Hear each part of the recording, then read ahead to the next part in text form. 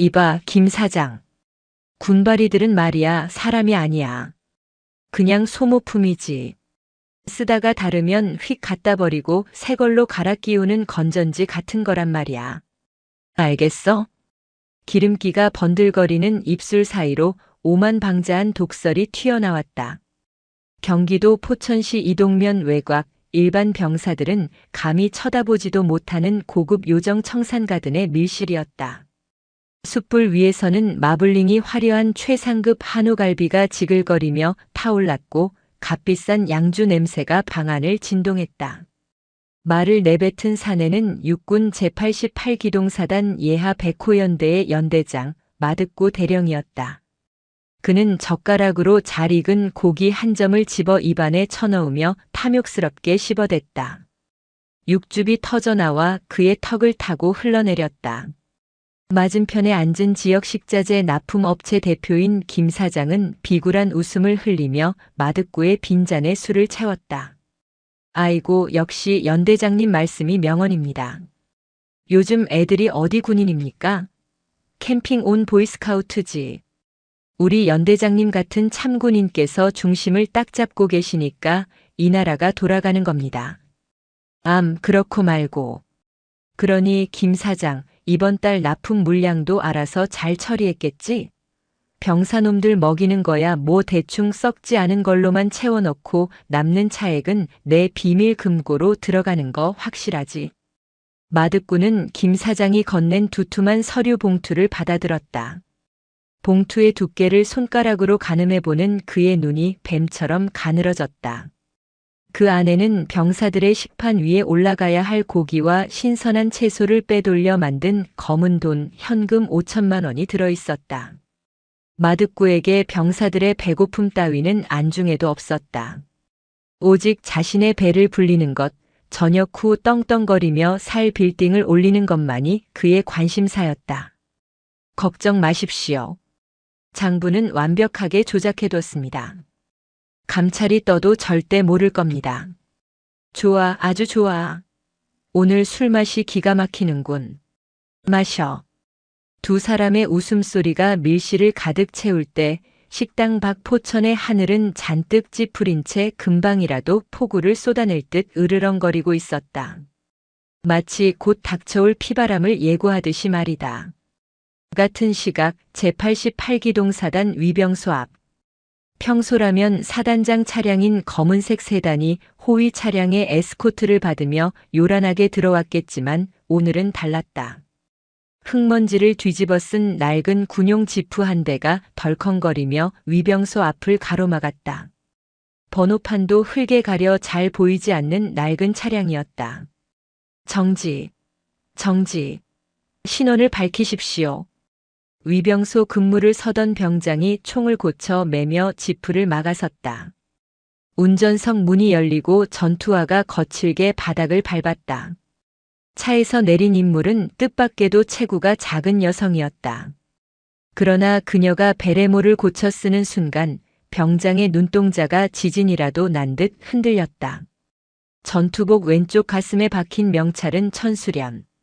그리고 오른쪽 가슴과 어깨에는 특수전 사령부 그 중에서도 최정예라 불리는 707 특수임무단의 흉장이 서슬 퍼렇게 빛나고 있었다. 무엇보다 병장을 얼어붙게 만든 것은 그녀의 어깨 위에 내려앉은 계급장이었다. 별이 2개. 소장이었다. 사단장님? 병장의 목소리가 삑사리를 내며 뒤집어졌다. 오늘 부임한다는 신임 사단장이었다. 보통 취임식 날에는 정복을 입고 화려하게 등장하는 것이 관례였으나 천수련은 야전상의 단추를 목 끝까지 채운 완전 군장 차림이었다.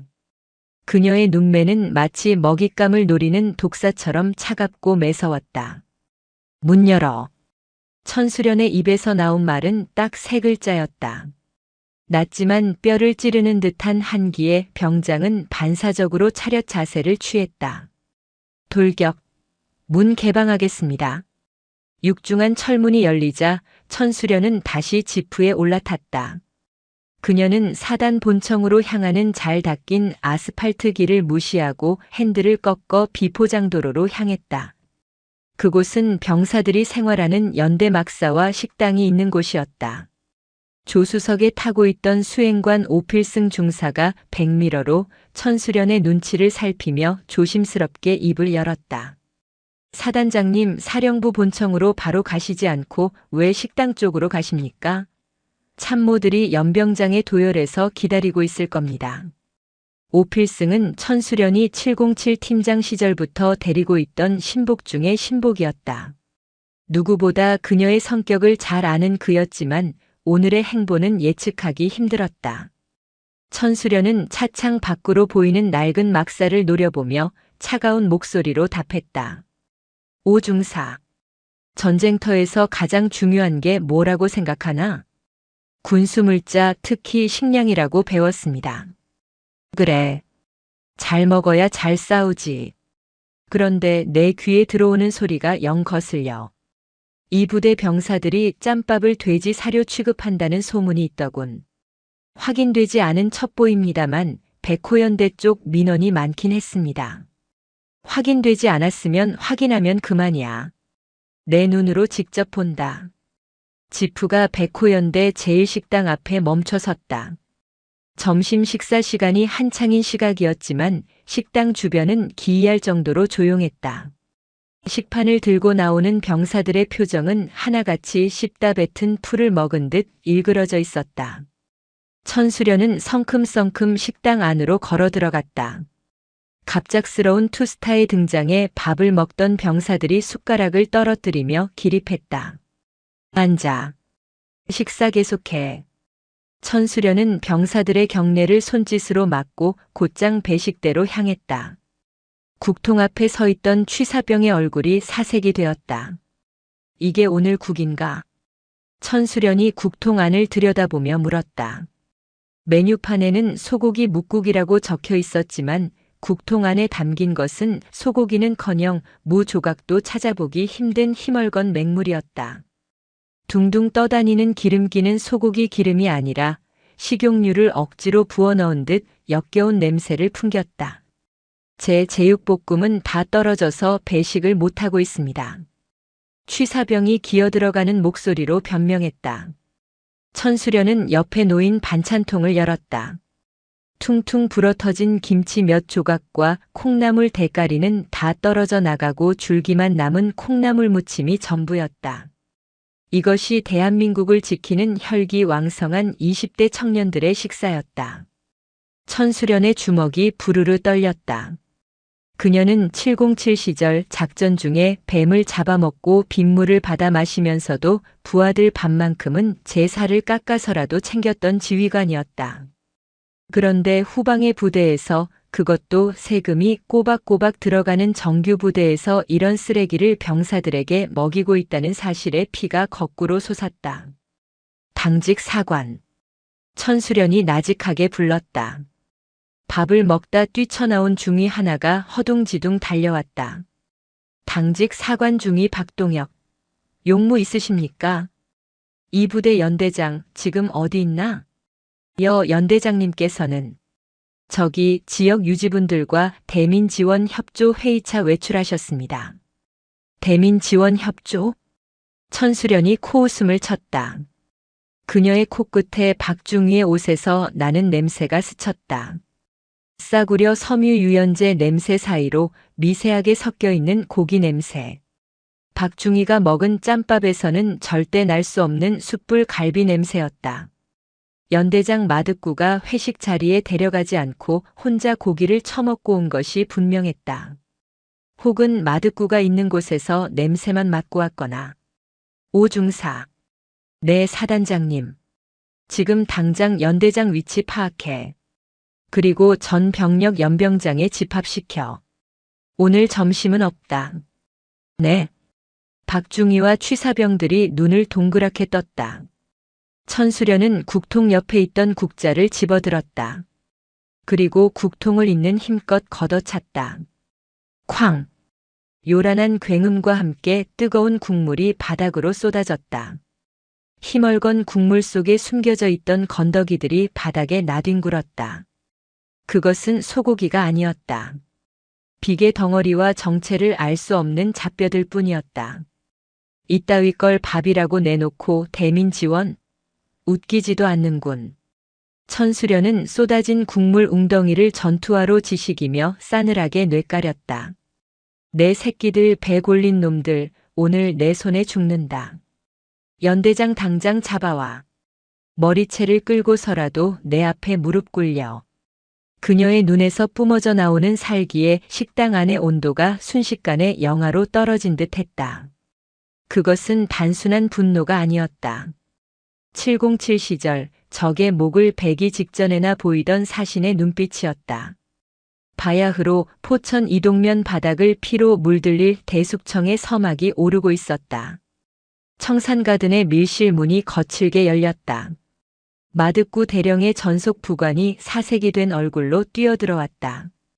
그는 마득구와 김 사장이 주고받던 돈 봉투를 보고 흠칫 놀랐으나 지금은 그런 걸 따질 계제가 아니었다.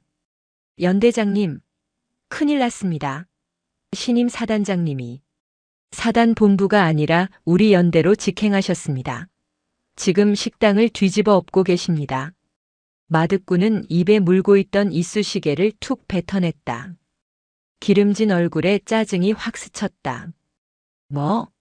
사단장이 여길 왜 와? 환영식 준비한다고 연병장에 애들 세워놨는데 거긴 안 가고. 그게 위병소 통과하자마자 바로 식당으로 가셨답니다.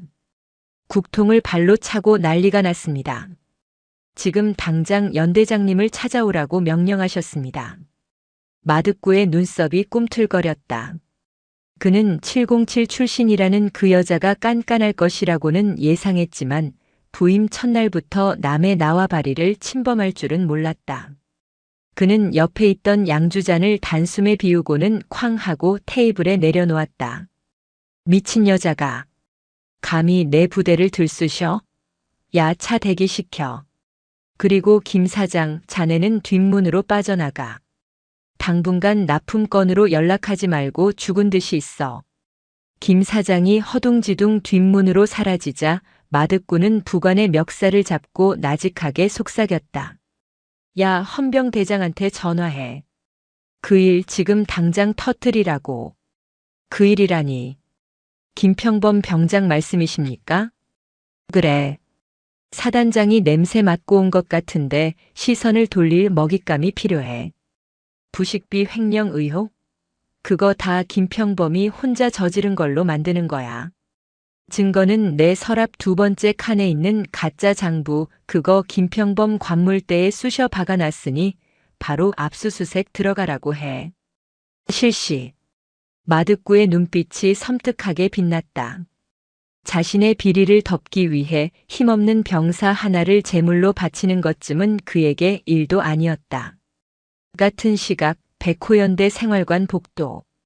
김평범 병장은 저녁을 앞두고 마지막 휴가를 준비하며 짐을 싸고 있었다. 홀로 계신 어머니가 편찮으시다는 소식에 마음이 급했다.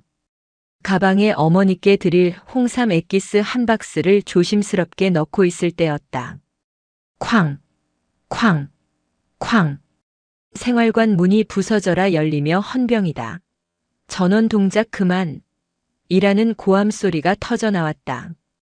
헌병 완장을 찬 거구의 부사관들과 병사들이 들이닥쳤다. 평화롭던 내무반은 순식간에 아수라장이 되었다. 김평범. 내 놈이 김평범이냐? 헌병대 수사관인 박 상사가 김평범의 어깨를 거칠게 잡아챘다. 그렇습니다만 무슨 일이십니까? 무슨 일? 내 놈이 더 잘 알겠지. 보급관실에서 부식비 관리 장부 조작하고 뒷돈 챙긴 혐의다. 관물대 수색해. 네. 그게 무슨 말씀이십니까? 전 행정병도 아니고 소총수인데 장부를 조작하다니요. 김평범이 억울함에 소리쳤지만 헌병들은 이미 그의 관물대를 뒤집어 엎고 있었다. 어머니께 쓴 편지와 가족 사진이 바닥에 나뒹굴고 잘 개어놓은 전투복이 짓밟혔다. 그때 헌병 한 명이 관물대 깊숙한 곳에서 검은 비닐봉지를 꺼내 들었다. 상사님, 여기 있습니다. 봉투 안에서는 5만 원권 현금 다발이 쏟아져 나왔다. 정확히 300만 원이었다. 김평범의 눈이 휘둥그레졌다. 난생 처음 보는 돈이었다. 이건 제 돈이 아닙니다. 전 모르는 돈입니다. 모르긴 뭘 몰라. 이 도둑놈의 새끼가 군대밥 말아먹으라고 준 돈을 내가 처먹어. 박 상사는 김평범의 말이 끝나기도 전에 군홧발로 그의 정강이를 걷어찼다. 억소리와 함께 김평범이 바닥에 쓰러지자 헌병들은 그를 짐승 다루듯 제압하고 수갑을 채웠다. 복도로 끌려나가는 김평범의 비명소리가 생활관에 메아리쳤다. 동료 병사들은 공포에 질려 숨조차 크게 쉬지 못했다. 마득구 대령의 시나리오는 치밀했다. 그는 단순히 김평범을 횡령범으로 모는 것에 그치지 않았다. 연대장실로 복귀한 마득구는 온매무새를 다듬으며 비릿한 미소를 지었다. 이제 갓 부임한 사단장 앞에서 비리 병사를 적발해낸 정의로운 연대장 연기를 할 생각이었다. 천수련 사단장이 연대 본청 현관에 도착했을 때 분위기는 이미 심상치 않았다. 복도 끝 헌병대 취조실 쪽에서 고성이 오가고 있었다. 마득구가 헐레벌떡 뛰어나와 천수련 앞에 서더니 거수 경례를 올렸다. 돌격. 연대장 대령 마득구. 사단장님의 부임을 진심으로 환영합니다. 식당 쪽에서 소란이 있었다고 들었습니다만 제가 잠시 대민 업무를 보러 간 사이에 관리가 소홀했습니다. 시정하겠습니다. 마득구는 능구렁이처럼 뻔뻔했다. 천수련은 그의 경례를 받지 않았다. 대신 그를 아래 위로 훑어보았다. 마득구의 이마에 맺힌 식은땀 그리고 미처 지우지 못한 고기 냄새가 천수련의 예민한 후각을 자극했다. 마 대령. 자네는 대민 지원을 고깃집에서 하나 보군. 천수련의 차가운 일깔에 마득구의 얼굴이 불그락푸르락해졌다. 아, 그게 지역 어르신들과 식사 자리가 길어져서 됐고 식당 꼬라지는 내가 다 확인했어. 그건 나중에 따지지. 그런데 저기 헌병대 쪽은 왜 이렇게 시끄러운가? 아, 사단장님께 보고드리려던 참입니다. 아주 악질적인 놈을 하나 잡았습니다. 병사놈이 간도 크게 보급관 아이디를 도용해서 식자재 장부를 조작하고 돈을 빼돌렸더군요. 제가 며칠 전부터 내사를 지시해서 오늘 현장을 급습해 체포했습니다. 마득구는 침을 튀기며 설명했다. 마치 자신이 청렴결백한 지휘관인 양 목소리를 높였다. 하지만 천수련의 눈매는 더욱 가늘어졌다. 일개 병사가 보급관 아이디를 뚫고 장부를 조작했다. 그리고 훔친 돈을 자기 관물대에 보관하고 있었다고. 요즘 애들이 워낙 컴퓨터를 잘 다루지 않습니까? 그리고 등잔 밑이 어둡다고 설마 관물대에 뒀을까 싶어 방심한 틈을 노린 거죠. 그래. 707 시절 내 경험으로 보면 범죄자는 훔친 물건을 절대 자기 몸 가까이에 두지 않아. 불안하거든.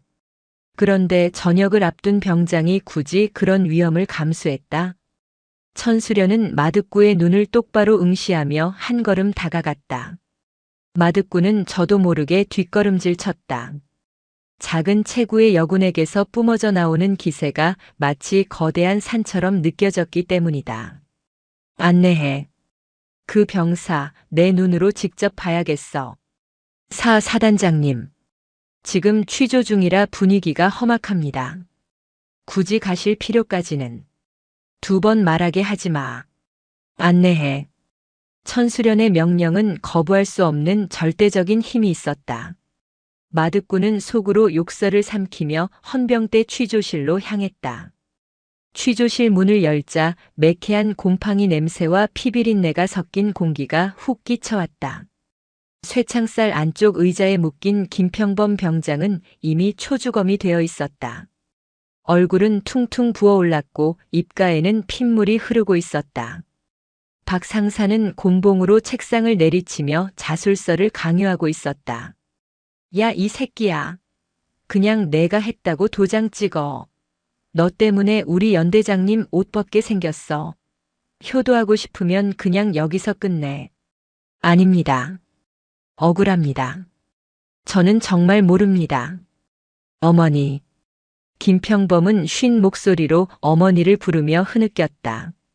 그 처참한 광경을 본 천수련의 눈동자가 파르르 떨렸다. 그것은 공포가 아닌 극도의 분노였다. 동작 그만. 천수련의 고함이 취조실을 찢어놓을 듯 울렸다. 박 상사가 놀라서 곤봉을 떨어뜨렸다. 사단장님? 천수련은 성큼성큼 다가가 박 상사의 정강이를 걷어찼다. 억소리와 함께 박 상사가 고꾸라졌다. 그녀는 묶여있는 김평범에게 다가가 손수건을 꺼내 그의 피 묻은 입가를 닦아주었다. 김평범은 눈물 범벅이 된 눈으로 별 2개가 달린 사단장을 올려다보았다. 병장. 내 눈 보고 말해. 내가 했나? 김평범은 고개를 세차게 저었다. 아닙니다. 연대장님이 시찰 오셨을 때 제가 행정반에서 실수로 떨어뜨린 이중 장부를 주워드린 적이 있습니다. 그때 연대장님이 저를 보던 눈빛이 너무 무서웠습니다. 그 뒤로 이런 일이. 천수련은 상황을 단번에 파악했다. 이것은 단순한 횡령 사건이 아니었다. 꼬리 자르기. 마득구라는 거악이 자신의 죄를 덮기 위해 힘없는 병사의 인생을 짓밟으려 한 것이다. 천수련이 천천히 몸을 일으켜 뒤따라 들어온 마득구를 노려보았다. 마득구. 그녀는 계급도 직책도 생략했다. 내가 사람이냐? 내 백굴에 채우자고 자식 같은 애한테 누명을 씌워? 사단장님. 오해십니다. 저놈이 지금 빠져나가려고 거짓말을 하는 겁니다. 증거도 나왔습니다. 증거. 내 놈이 심어놓은 그 돈다발 말인가? 707에서 내가 제일 잘했던 게 뭔지 아나? 냄새 맡는 거야. 썩은 내. 지금 이 방에서 나는 악취의 근원은 저 병사가 아니라 바로 너야. 천수련은 오필승 중사를 호출했다. 오 중사. 이 병사 당장 수갑 풀어주고 사단 의무대로 후송해. 그리고 지금 이 시간부로 이 사건 수사권 헌병대에서 사단 감찰부로 이관한다. 내 허락 없이 저 병사 털끝 하나라도 건드리는 놈은 적군으로 간주하고 즉결 처분한다. 마득구의 얼굴이 사색이 되었다. 하지만 그는 아직 포기하지 않았다. 그에게는 믿는 구석이 있었다. 포천 지역을 꽉 잡고 있는 국회의원과 육군 본부의 줄이 든든했기 때문이다. 그래, 해보자 이거지. 계집년이 어디서? 마득구는 주먹을 꽉 쥐었다. 전쟁은 이제 시작이었다. 천수련의 지시로 김평범 병장이 사단 의무대로 이송된 직후 백호연대는 폭풍전야와 같은 침묵에 휩싸였다. 병사들은 삼삼오오 모여 웅성거렸다. 야, 신임 사단장님 봤냐? 포스가 장난 아니래. 마 대령 표정 썩는 거 봤어야 되는데. 헌병대장이 사단장님한테 정강이 까이고 날아갔다더라. 병사들 사이에서 천수련은 이미 구세주이자 공포의 대상으로 떠오르고 있었다. 하지만 마득구 파벌의 반격도 만만치 않았다. 마득구는 연대장실에 틀어박혀 어딘가로 끊임없이 전화를 돌렸다. 의원님, 접니다. 네, 그 여자가 왔는데 아주 개판을 치고 있습니다. 아니, 제가 다 알아서 한다니까요. 이번에 감사 들어오는 거 좀 막아주십시오. 예. 준비해둔 건 있습니다. 사과 박스 2개 오늘 밤 댁으로 보내겠습니다. 전화를 끄는 마득구는 담배를 피워 물며 비릿하게 웃었다. 천수련이 아무리 날고 기어도 정치권과 군 수뇌부의 카르텔을 뚫기는 힘들 것이라 믿었다. 그는 오히려 천수련을 지휘권 남용과 독단적 부대 운영으로 역공할 계획을 세웠다. 하지만 천수련은 마득구가 생각하는 일반적인 장군이 아니었다. 그녀는 책상 머리에 앉아 결제 서류나 넘기는 스타일이 아니었다. 그날 밤 사단장 공관. 화려한 가구 하나 없는 소박한 거실에 천수련과 오필승 중사, 그리고 707 시절부터 함께 해온 정보과장 최소령이 모였다. 테이블 위에는 이동면 일대의 지도와 마득구의 신상 명세서가 펼쳐져 있었다. 마득구. 육사 출신도 아니고 삼사 출신도 아닌 학군단 출신으로 용케 대령까지 달았어. 지역 토착 세력과의 유착 관계가 끈끈해. 특히 청산가든 사장 그리고 태산건설 회장과 의형제 수준이야. 최소령의 보고에 천수련은 팔짱을 낀 채 고개를 끄덕였다. 군납 비리의 전형적인 패턴이군. 식자재 빼돌려서 가든에 넘기고 부대 공사는 태산건설에 몰아주고 리베이트 받고 그 돈으로 윗선에 기름칠하고. 맞습니다. 그리고 김평범 병장이 봤다는 그 이중장부 마득구가 어딘가에 숨겨놨을 겁니다. 헌병대가 압수한 건 조작된 가짜일 확률이 100%입니다. 그 장부만 찾으면 게임 끝인데. 오필승 중사가 아쉬운 듯 입맛을 다셨다. 그때 천수련의 눈이 번뜩였다. 오 중사. 쥐새끼 잡으려면 어떻게 해야 하지? 네. 쥐약 놓거나 덫을 놔야죠. 아니지. 쥐구멍을 찾아야지. 놈이 먹은 걸 어디로 배설하는지 그 흔적을 찾는 거야. 마득구의 쓰레기통을 뒤져. 쓰레기통 말씀이십니까? 마득구의 내연녀가 운영한다는 이동 룸살롱. 그리고 마득구 관사. 오늘 밤 은밀하게 침투해서 나오는 쓰레기란 쓰레기는 다 수거해와. 영수증 쪼가리 하나라도 놓치지 마. 알겠습니다. 돌격. 오필승과 최소령은 즉시 작전에 돌입했다. 이것은 공식적인 감찰이 아니었다. 707 특임대 시절 수행하던 블랙 옵스 비공식 작전이었다. 새벽 2시 포천 이동면 유흥가 뒷골목. 검은색 사복을 입은 오필승과 정예 부사관 2명이 어둠 속에 몸을 숨겼다. 마득구의 내연녀 마담 정이 운영하는 룸살롱 뒷문에는 쓰레기 봉투가 산더미처럼 쌓여 있었다. 오필승은 능숙한 솜씨로 봉투를 해체하기 시작했다.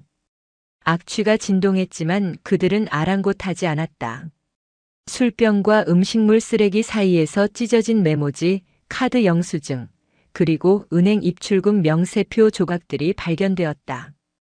중사님, 이거 보십시오. 부사관 한 명이 구겨진 종이 뭉치를 건넸다. 펴보니 며칠 전 날짜가 찍힌 메모였다. 김 사장 마이너스 소고기 500kg 반출, 입금 완료.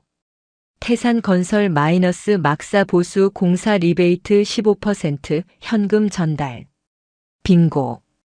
오필승의 입꼬리가 올라갔다.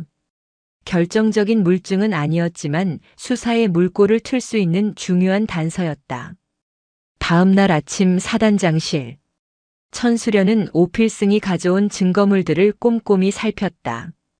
역시 생각보다 더 썩었군. 연대장 월급으로 한 달에 유흥비만 2천만 원을 썼어.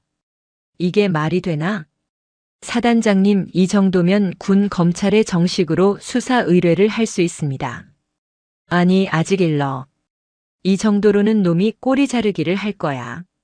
내연녀나 김 사장 선에서 덮으려고 하겠지. 몸통을 쳐야 해. 마득구가 꼼짝 못하게 아주 확실한 한 방이 필요해. 그때 비서실장이 노크를 하고 들어왔다. 사단장님, 백호연대장 마득구 대령이 면담을 요청했습니다. 들여보내.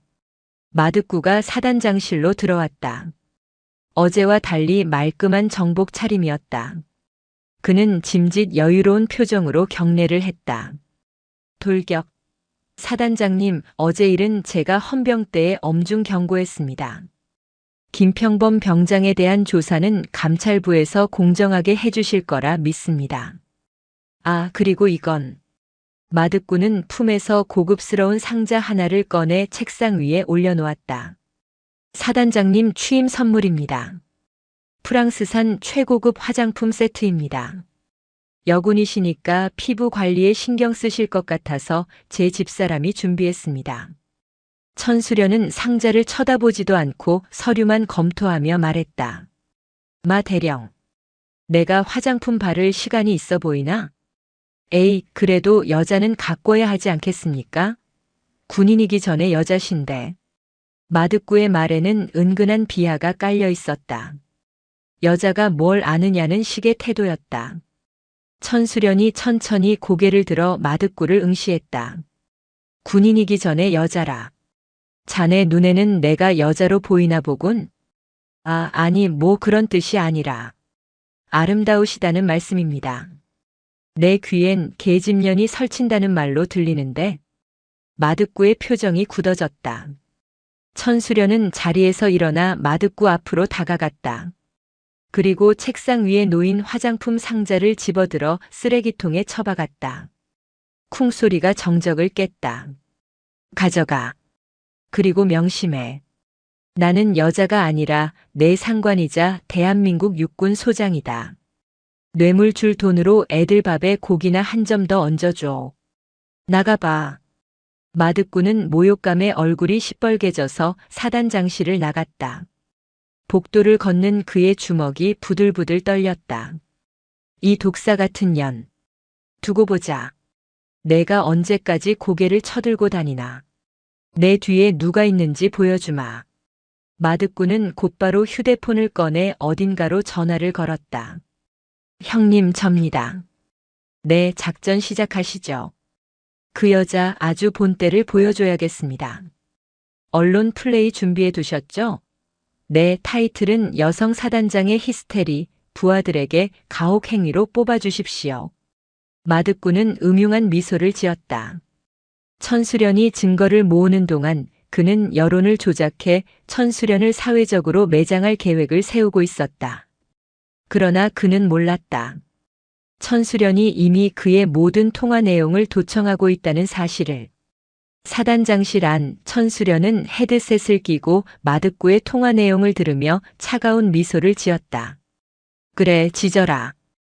더 크게 짖어. 그래야 목줄을 챘을 때 더 아픈 법이니까. 천수련은 오필승에게 눈짓을 했다. 연대장 회의 소집해. 내일 아침 9시. 거기서 공개 처형을 시작한다. 오필승의 눈이 반짝였다. 드디어 본격적인 사냥이 시작되는 순간이었다. 다음 날 아침 9시. 제88기동사단 대회의실. 공기는 무거웠다 못해 숨이 막힐 지경이었다. 디귿자로 배치된 대형 회의 테이블에는 사단 예하 연대장들과 주요 참모들이 착석해 있었다. 그들 모두는 바늘방석에 앉은 듯 안절부절 못하며 출입문 쪽만 힐끔거렸다. 어제 식당에서의 난동 사건, 그리고 헌병대장이 정강이를 걷어차였다는 소문은 이미 삽시간에 퍼져 있었다. 특히 마득구 대령은 평소에 거만한 자세는 온데간데 없고 연신 손수건으로 목덜미에 땀을 닦아내느라 바빴다. 전체 차렷. 사단장님께 대하여 경례. 돌격. 천수련 소장이 회의실로 들어섰다. 그녀는 자리에 앉지 않고 상석에 서서 지휘봉으로 단상을 탁탁 두드렸다. 앉아. 참모들이 자리에 앉자 천수련의 시선이 가장 먼저 마득구에게 꽂혔다. 백호연대장. 예. 대령 마득구. 마득구가 용수철처럼 튀어 일어났다. 천수련은 천천히 그에게 다가갔다. 또각또각. 전투화 소리가 회의실의 정적을 깼다. 마득구의 코앞까지 다가간 천수련은 지휘봉으로 그의 불룩 나온 배를 툭 쳤다. 마 대령. 전투복이 많이 힘겨워 보이는군. 단추가 비명을 지르겠어. 좌중에서 크 하는 웃음소리가 새어나왔다. 마득구의 얼굴이 잘 익은 토마토처럼 붉어졌다. 아, 그게. 제가 원래 체질이 물만 마셔도 살이 찌는 체질이라. 물. 소고기 육수를 물처럼 마시면 이렇게 되나 보지. 천수련의 차가운 일갈에 마득구는 입을 다물었다. 천수련은 다시 단상으로 돌아가 마이크를 잡았다. 내가 오늘 이 자리를 소집한 건 우리 사단의 비만 관리를 위해서다. 장병들은 밥을 못 먹어서 마르고 있는데 지휘관들은 배가 터지려고 하는 이 기이한 현상에 대해 토론해 보고자 한다. 그녀는 준비해온 서류 뭉치를 테이블 위에 던졌다. 퍽 소리가 났다. 지난 10년간 백호연대 부식비 청구 내역과 실제 급식 결산서다. 서류상으로는 우리 병사들이 매일 한우와 장어를 먹었더군. 마 대령, 자네 부대 병사들 식판에 장어가 올라간 적이 있나? 마득구의 눈동자가 흔들렸다. 그는 억울하다는 듯 목소리를 높였다. 사단장님, 이건 행정착오일 겁니다. 저는 보급관들이 올린 서류에 결제만 했을 뿐입니다. 실무진에서 뭔가 실수가 있었거나. 실수? 10년 동안 매달 똑같은 실수가 반복된다. 그리고 그 차액이 정확하게 지역 식자재 업체인 청산유통으로 흘러들어가고. 천수련은 빔 프로젝터 리모컨을 눌러 화면을 띄웠다. 화면에는 어젯밤 오필승 중사가 쓰레기통에서 찾아낸 영수증 조각들을 이어붙인 사진이 나타났다. 마득구의 눈이 튀어나올 듯 커졌다. 이건 자네가 즐겨 찾는 그 고급 요정, 청산가든 영수증이지. 날짜를 볼까? 훈련 기간 중이네. 병사들은 산에서 전투 식량 싣고 있을 때 연대장이라는 작자는 민간인 업자랑 양주를 깠어. 한 끼 식사비가 200만 원. 병사들 한 달 월급보다 많아. 회의실 안이 술렁거렸다. 다른 연대장들도 경악한 표정으로 마득구를 쳐다봤다. 해먹어도 적당히 해먹었어야지 선을 넘어도 한참 넘었다는 눈빛이었다. 이건 모략입니다. 사단장님, 제가 밉다고 이렇게까지 뒷조사를 하시는 겁니까? 이건 명백한 사찰입니다. 육군 본부에 정식으로 항의하겠습니다. 마득구가 적반하장으로 소리쳤다. 그는 이판사판이라는 심정이었다. 어차피 증거는 불완전했다. 쓰레기통에서 나온 영수증 몇 장으로는 법적 효력이 없다고 판단한 것이다. 그는 자신의 뒷배인 정치권 인맥을 믿고 있었다. 천수련은 픽 웃었다. 항의해. 얼마든지. 대신 조건이 있다. 그녀는 지휘봉으로 마득구의 미간을 겨눴다. 일주일 주겠다. 다음 주 이 시간까지 지난 10년치 부대 운영비와 식자재 구매 내역 단 1원도 빠짐없이 소명해라. 만약 영수증 하나라도 비거나 장부가 조작된 흔적이 발견되면. 천수련의 목소리가 낮게 깔렸다. 자네 옷을 벗기는 걸로 안 끝내. 내가 먹은 거 위장까지 털어서 다 토해내게 만들 거야. 알겠나? 알겠습니다. 마득구는 이를 갈며 대답했다. 하지만 속으로는 쾌재를 부르고 있었다. 일주일? 멍청한 여자 같으니. 일주일이면 증거를 없애고도 남을 시간이다. 그는 이 위기를 기회로 삼을 생각이었다. 회의 끝. 다들 나가봐. 마 대령은 남고. 다른 지휘관들이 썰물처럼 빠져나갔다. 텅 빈 회의실에 두 사람만 남았다. 천수련은 마득구에게 천천히 다가가 귀에 속삭였다. 마득구. 내가 믿는 김기철 의원 그리고 태산건설 최 회장. 그 사람들이 언제까지 내 편일 것 같나? 마득구의 등골이 서늘해졌다. 그게 무슨. 쥐들은 배가 침몰할 것 같으면 제일 먼저 도망가지. 내가 지금 타고 있는 배 이미 구멍 났어. 내가 뚫었거든. 천수련은 마득구의 어깨를 툭툭 치고는 회의실을 나갔다. 홀로 남겨진 마득구는 다리가 풀려 의자에 주저앉았다. 공포심이 밀려왔지만 이내 그 공포는 악에 바친 분노로 바뀌었다. 이 독사 같은 년. 날 갖고 놀아? 그래, 내가 구멍을 뚫었다고. 그럼 나는 그 배를 너랑 같이 폭파시켜주마. 마득구는 떨리는 손으로 휴대폰을 꺼냈다. 그의 눈빛이 살기로 번들거렸다. 김 부장. 당장 기자들 풀어. 제목은 자극적일수록 좋아. 여성 사단장 히스테리, 부하 모욕, 직권 남용. 기사 쫙 깔아. 그리고 태산건설 회장님한테 전화해. 창고 옮겨야겠다고. 오늘 밤 당장. 그는 천수련이 준 일주일을 반격의 시간으로 착각했다. 그것이 천수련이 파놓은 가장 큰 함정이라는 것도 모른 채 쥐를 잡기 위해 일부러 구멍을 열어두고 그 쥐가 먹이를 물고 다른 은신처로 이동하는 길목을 지키는 707의 사냥법. 마득구의 고함 소리가 텅 빈 회의실에 메아리 쳤다. 이것은 단순한 비리가 아니었다. 목숨을 건 전쟁의 시작, 말 그대로 선전포고였다. 마득구 대령이 쏘아올린 비열한 신호탄은 다음 날 아침 조간신문과 인터넷 뉴스를 도배하며 터졌다. 충격 단독 최초 여성 사단장씨 소장 취임 첫날부터 부하들에게 폭언과 갑질 논란. 사설 군 기강 잡는다며 식당 집기 파손. 도 넘은 히스테리, 이대로 괜찮은가? 언론 플레이였다. 마득구와 결탁한 지역 신문사와 인터넷 매체들이 일제히 천수련 사단장을 물어뜯기 시작했다. 기사 내용은 교묘하게 조작되어 있었다. 썩은 짬밥에 대한 이야기는 쏙 빠지고 천수련이 국통을 걷어차고 장교들에게 소리를 지른 장면만 부각되어 그녀를 감정 조절 못하는 히스테릭한 여군으로 묘사했다. 사단장실의 전화통에 불이 났다. 상급 부대인 군단 사령부와 육군 본부 공보실에서 해명을 요구하는 전화가 빗발쳤다. 하지만 천수련은 수화기를 내려놓은 채 창밖에 연병장을 내려다보고 있었다. 그녀의 표정은 폭풍우가 몰아치기 전에 바다처럼 고요했다. 사단장님, 육군 본부 감찰실에서 조사관을 파견하겠다는 통보가 왔습니다. 일단 직무가 정지될 수도 있습니다. 대응하셔야 합니다.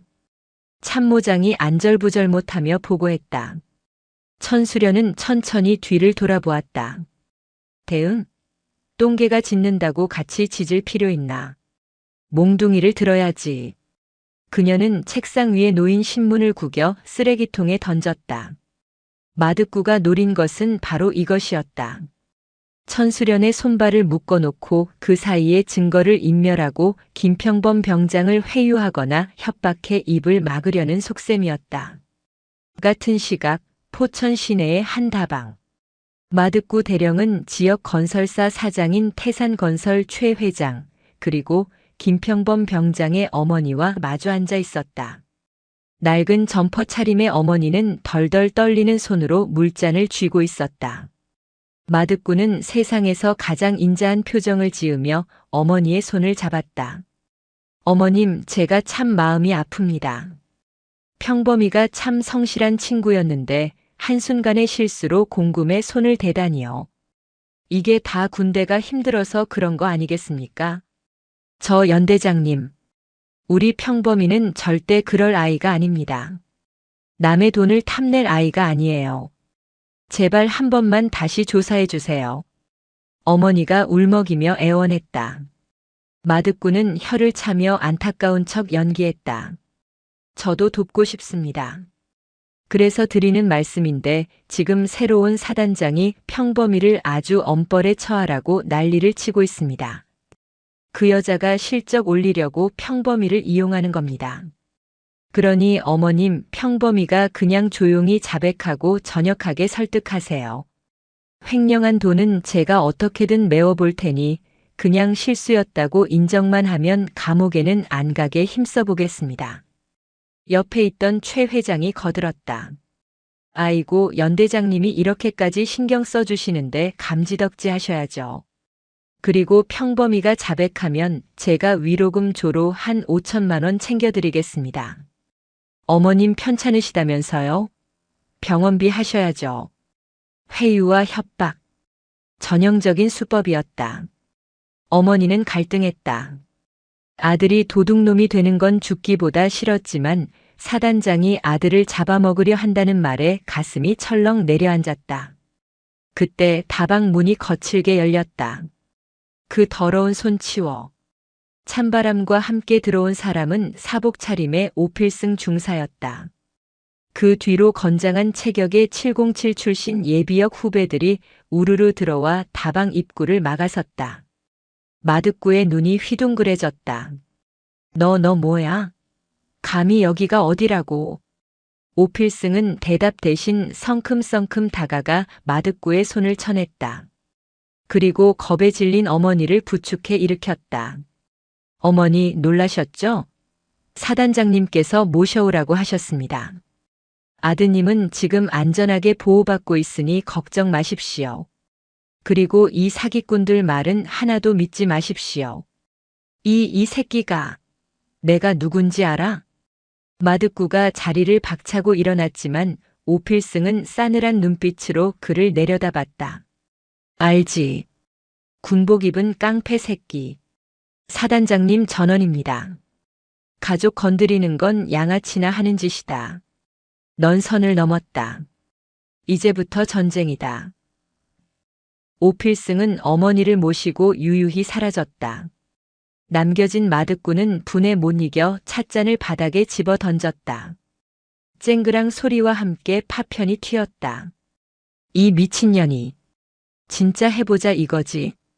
마득구는 즉시 어딘가로 전화를 걸었다. 야, 창고 옮겨. 오늘 밤 당장. 낌새가 안 좋아. 707 애들이 냄새 맡은 것 같아. 산정호수 뒤편 폐축사로 다 옮겨. 그는 자신의 가장 큰 약점 수십억 원의 현금과 장부가 보관된 비밀 컨테이너를 옮기기로 결심했다. 하지만 그것이야말로 천수련이 파놓은 진짜 함정이었다. 쥐는 구석에 몰리면 이동하기 마련이고 독사는 그 길목을 지키고 있는 법이니까. 어둠이 짙게 깔린 포천시 이동면의 국도변. 가로등도 없는 캄캄한 도로 위를 대형 트럭 2대가 라이트를 끈 채 질주하고 있었다. 마득구의 사주를 받은 용역 깡패들이 비밀 창고에 있던 비자금과 장부를 싣고 이동하는 중이었다. 형님, 진짜 라이트 끄고 가요? 이러다 사고 나겠습니다. 닥쳐. 들키면 다 죽어. 빨리 폐축사까지만 가면 돼. 운전대를 잡은 깡패가 투덜거렸지만 조수석의 두목은 긴장한 듯 백미러를 계속 확인했다. 뒤따라오는 차는 없었다. 안심하려던 찰나 갑자기 트럭 앞 유리창으로 강렬한 서치라이트 불빛이 쏟아졌다. 으악! 뭐야? 끼익! 트럭이 급제동하며 타이어 타는 냄새가 진동했다. 도로 한가운데를 거대한 덤프트럭이 가로막고 있었다. 그리고 그 덤프트럭 위에 검은색 대테러 작전복을 입은 천수련이 서 있었다. 그녀의 손에는 지휘봉 대신 묵직한 쇠파이프가 들려 있었다. 내려. 트럭 스피커를 통해 울려 퍼지는 그녀의 목소리는 지옥에서 온 사자처럼 음산했다. 트럭에서 내린 깡패 10여 명은 강목과 야구 방망이를 들고 천수련을 에워쌌다. 뭐야, 이 여자는?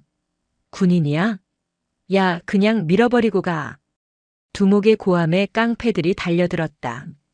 하지만 그들은 상대를 잘못 골랐다. 천수련은 단순한 장군이 아니었다. 대한민국 특수임무단 중에서도 인간 병기들만 모인다는 707의 전설이었다. 천수련의 몸이 유령처럼 움직였다. 가장 먼저 달려든 놈의 강목을 피함과 동시에 쇠파이프가 놈의 명치를 가격했다.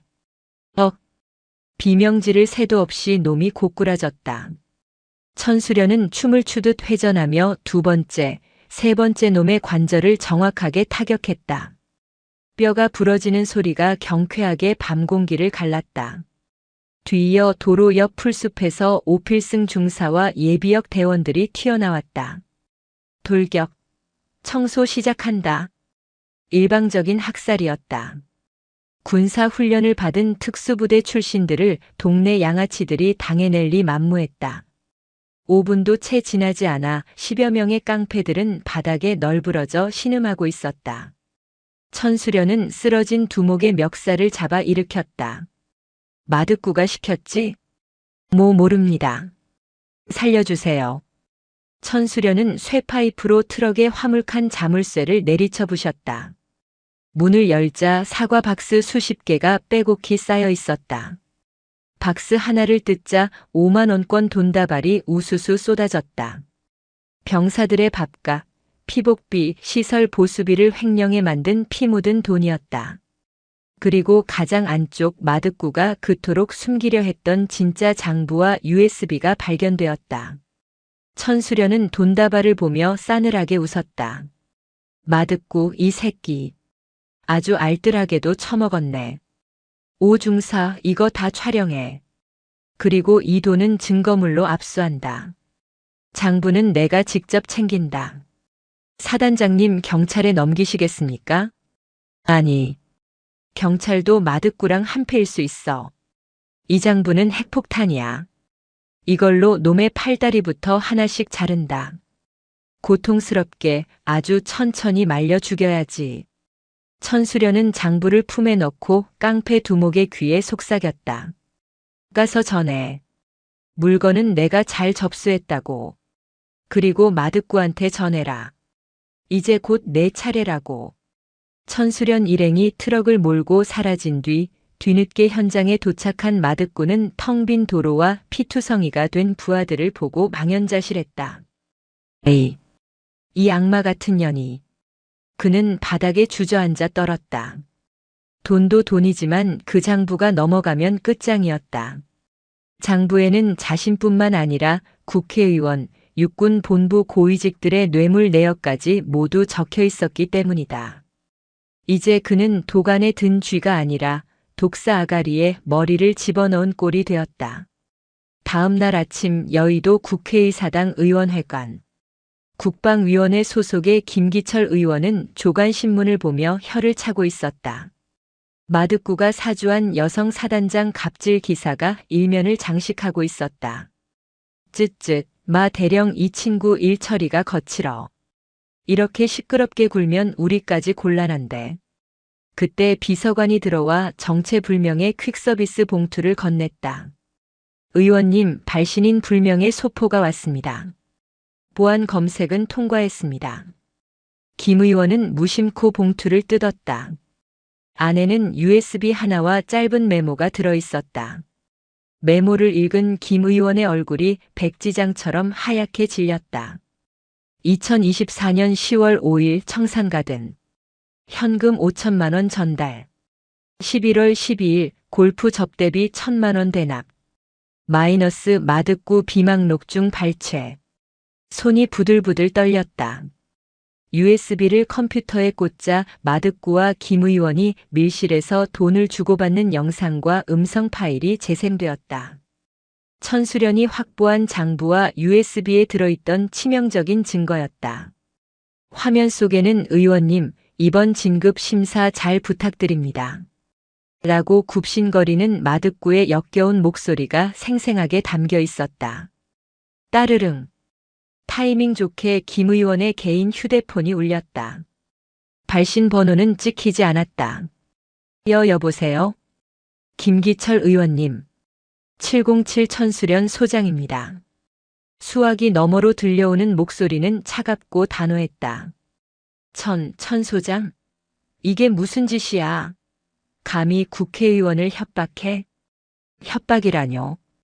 국민의 알 권리를 위해 제보를 준비 중일 뿐입니다. 의원님 선택하십시오. 마득구라는 썩은 동아줄을 잡고 같이 추락하시겠습니까? 아니면 지금이라도 그 줄을 놓고 사시겠습니까? 원하는 게 뭐야?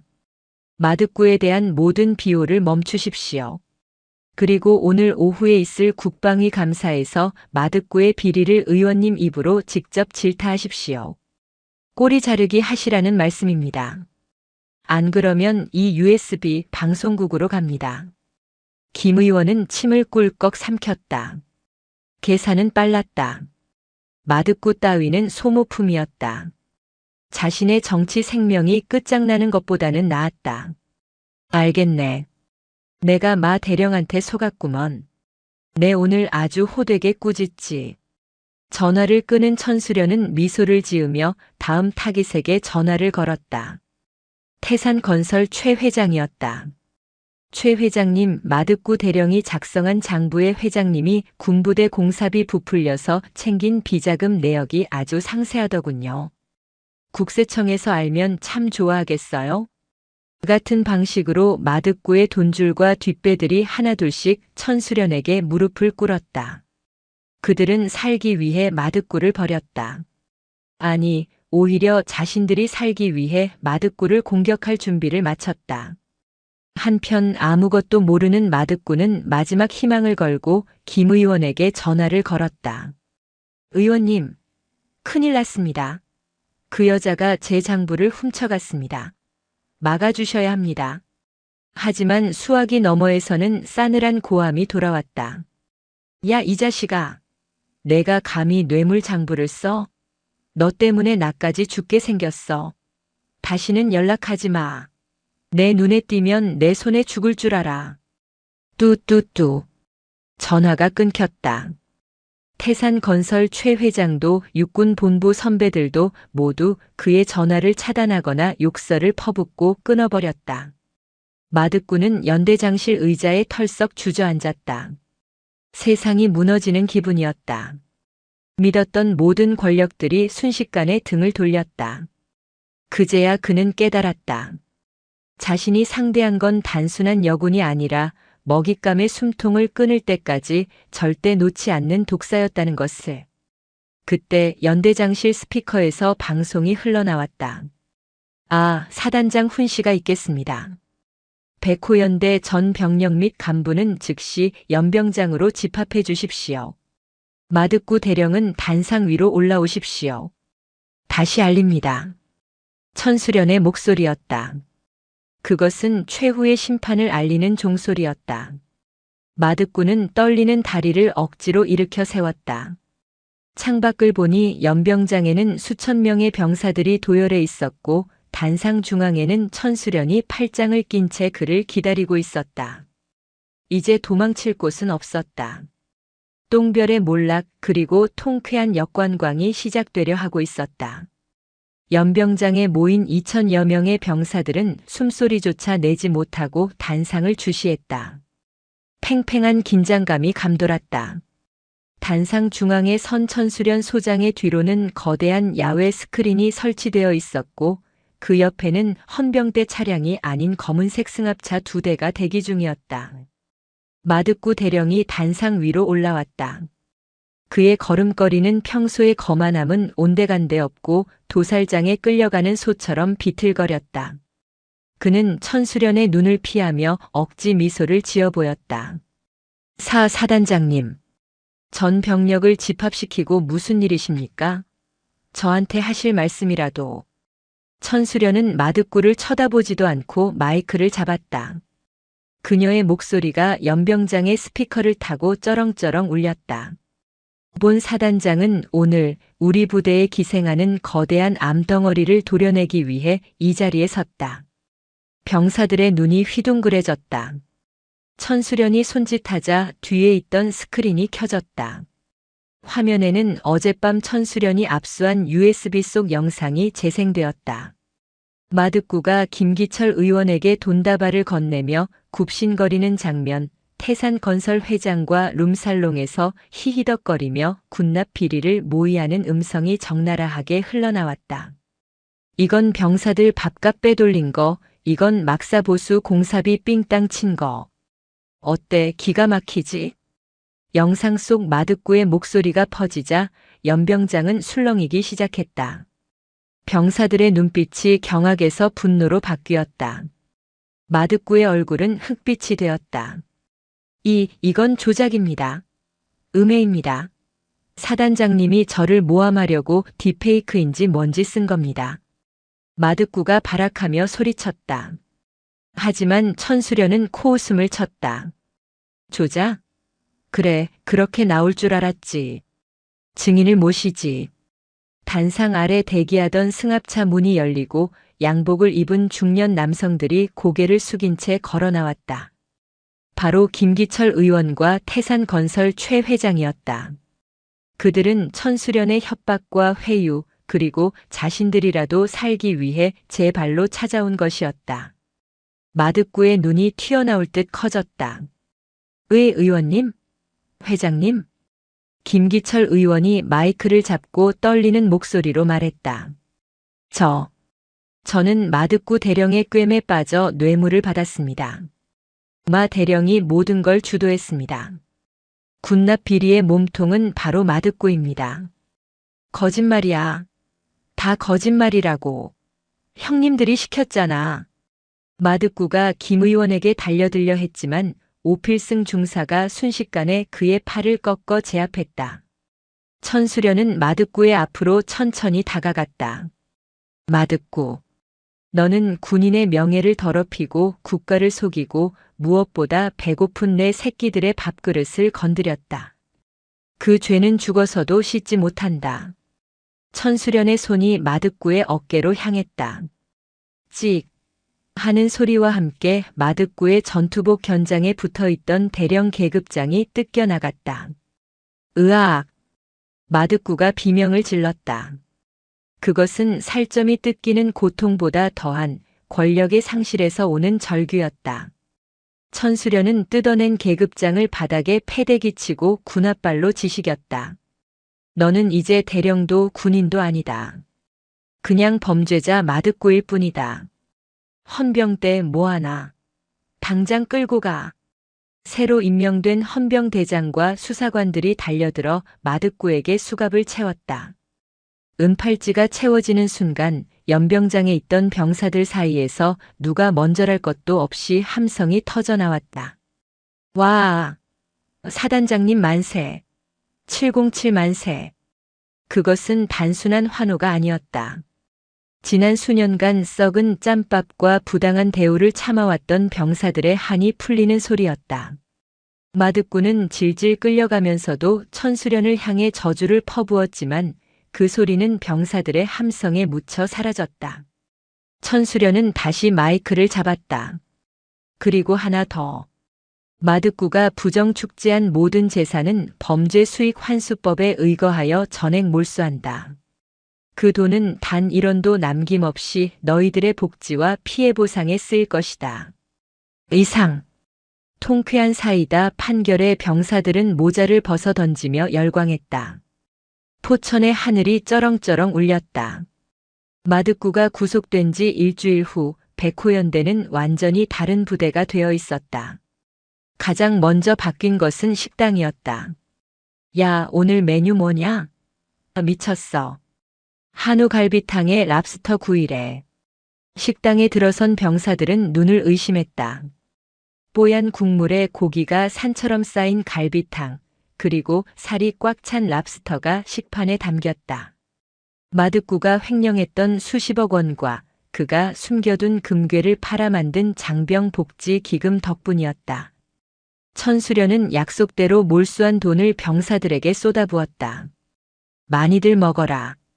모자라면 더 줄 테니 배 터지게 먹어. 천수련은 직접 배식대에 서서 병사들에게 국을 퍼주고 있었다.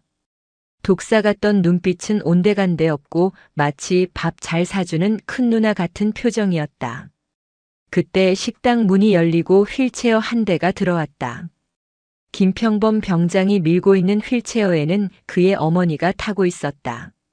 누명을 벗고 징계가 취소된 김평범 병장은 저녁 전 특별 초청 행사의 주인공이 되었다.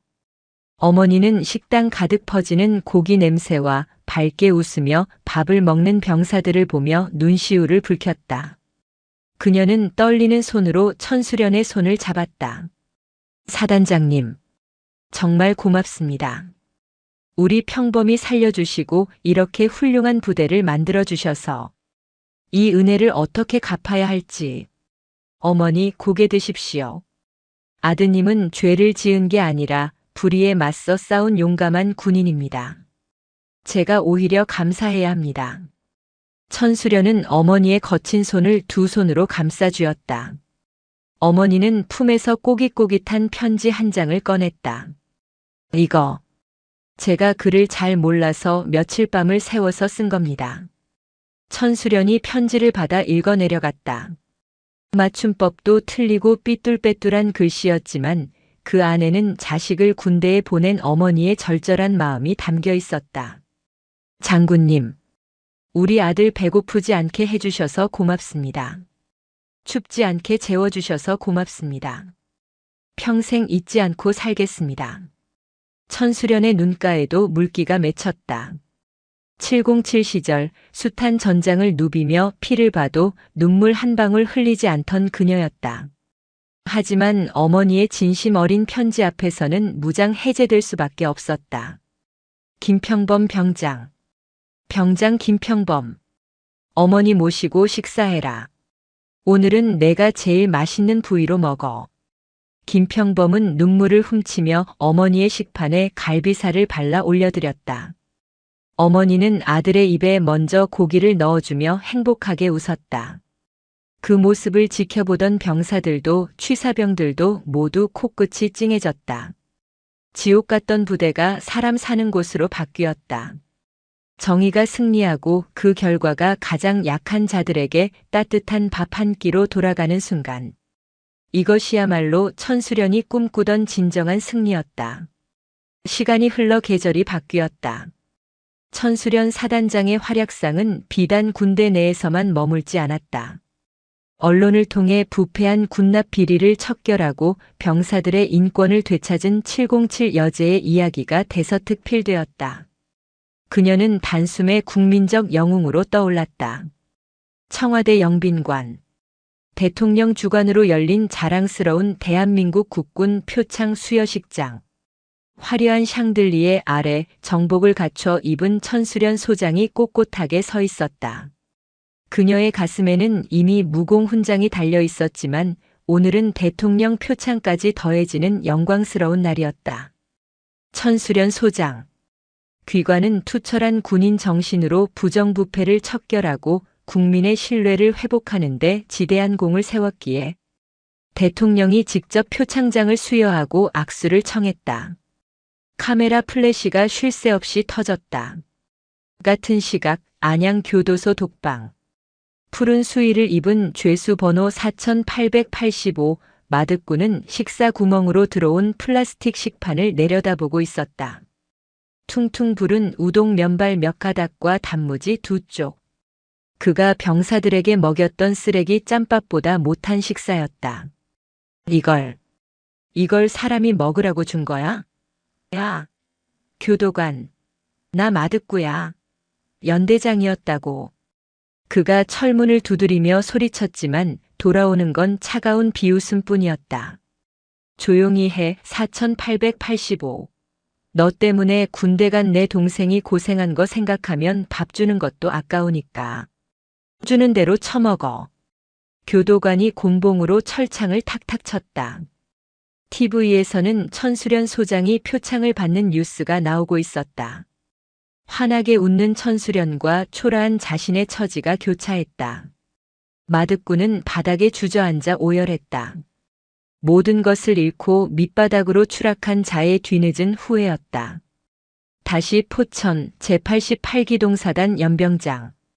표창식을 마치고 부대로 복귀한 천수련을 맞이한 건 연병장을 가득 메운 장병들의 함성이었다. 누가 시키지 않았음에도 그들은 사단장의 차가 들어오자마자 일제히 거수 경례를 올렸다. 전체 차렷. 사단장님께 대하여 경례. 돌격. 수천 명의 목소리가 하나가 되어 울려 퍼졌다. 그것은 의무감에서 나오는 경례가 아니었다. 진심으로 존경하고 따르는 지휘관에게 바치는 최고의 예우였다. 천수련은 차에서 내려 병사들을 향해 마주 경례했다. 돌격. 그녀의 눈빛은 여전히 날카로운 독사 같았지만 그 안에는 깊은 신뢰와 애정이 담겨 있었다. 오필승 중사가 옆에서 흐뭇하게 웃으며 물었다. 사단장님, 이제 좀 쉬엄쉬엄 하셔도 되지 않겠습니까? 이러다 국방부 장관까지 하시겠습니다. 천수련은 피식 웃으며 베레모를 고쳐 썼다. 쉬기는 뭘 쉬어. 아직 치워야 할 쓰레기들이 산더미인데. 내 새끼들 건드리는 놈들이 남아있는 한 독사의 사냥은 멈추지 않는다. 그녀가 병사들 사이로 위풍당당하게 걸어 들어갔다. 그 뒷모습 위로 따스한 햇살이 비쳤다. 정의가 살아있음을 그리고 나쁜 놈은 반드시 벌을 받는다는 것을 증명한 그녀의 이야기는 이제 전설이 되어 전군에 퍼져나갈 것이다. 707 여제 독사 사단장 천수련. 그녀의 통쾌한 복수극은 완벽한 해피엔딩으로 막을 내렸다.